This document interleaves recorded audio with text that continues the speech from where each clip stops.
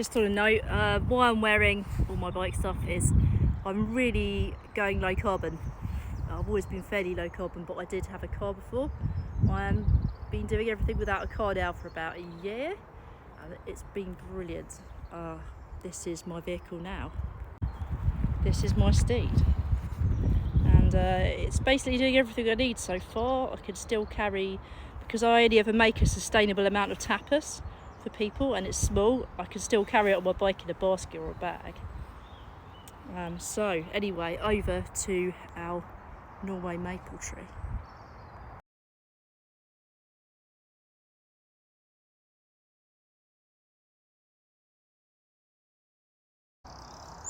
So this is the trunk of our Norway maple. It's always a good idea to have a look at the bark as well. Got some lichen, we've got some silvery grey bark.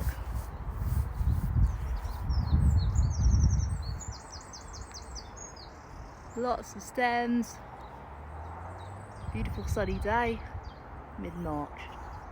Now let's get on with some harvesting. A little bit more ID for you.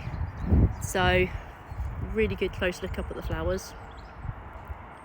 Big clusters, completely yellow, sort of slightly lime green yellow. At the bases of the buds, we've got some red coming out of red leaf buds. And maple buds are quite scaly, and they look sort of browny reddish. They've gone even more red now, they've burst open. We've got the new maple leaves coming out here, tiny baby maple leaves. That can be eaten as well. So here's my pots. Obviously very high tech pot plastic bag. Here on the dark side of the tree away from the sun, we've got some closed buds and they're better for fritters, so I'm going to be collecting these. These ones have been in the dark more, so they haven't opened yet. Okay, so I've picked a tub full. I don't want to take too much, and we're going to say thank you to the tree. Thank you, Norway maple, for your sustenance. So I'm only taking this pot full. This will fill a nice jar, and I'm going to pickle it. You can also make fritters. Okay, hello, we've got back home. I've got 2 cups of maple blossom here. Some peppercorns. I've already put this cider vinegar in the pan. So I've used about a cup of cider vinegar. Nice quality. I've put 3 tablespoons of honey into here.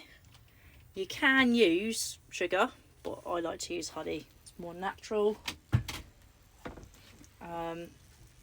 These are actually peppercorns from Madagascar. I've put 2 small spoons of this in. Say 1 large tablespoon. And I have put 2 star anise. So Chinese spices there. And I'm warming this up on the stove, giving it a stir. And then we're going to add it to our maple blossom.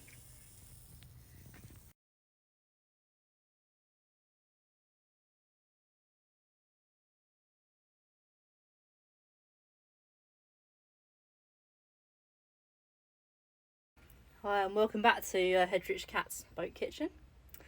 So here we're going to make some fritters, and I'll show you the lovely fresh maple blossoms.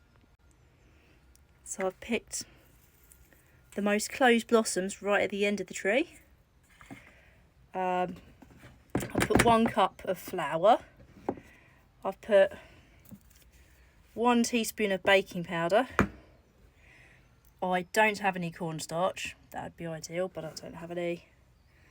Got quite a lot of veg oil because we're going to deep fry them, or sort of shallow medium fry them. I'm a bit stingy with my oil. And I'm going to get some ice cold water. Here we go. 1 cup of iced water.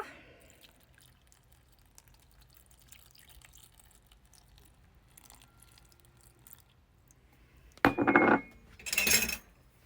I'm going to mix that in. So what we're looking for is a nice runny butter. We're looking for a nice runny batter.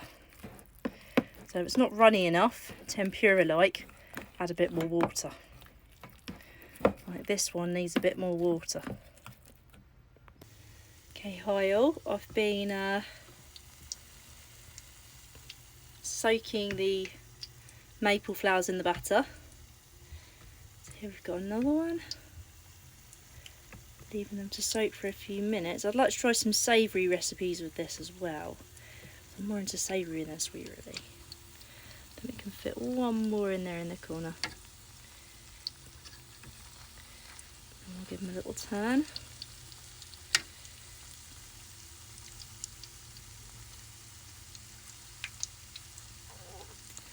A bit tricky with one hand, but you get my drift. We'll get back to these when they're ready to eat.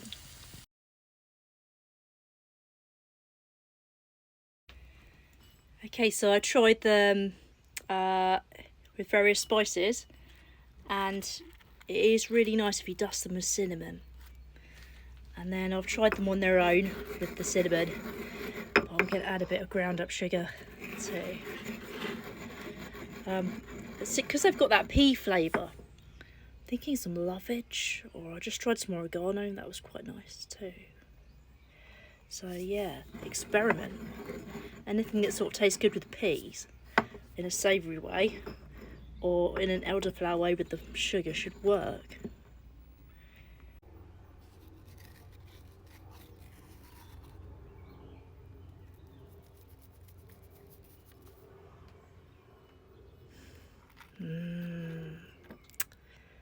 Damn good.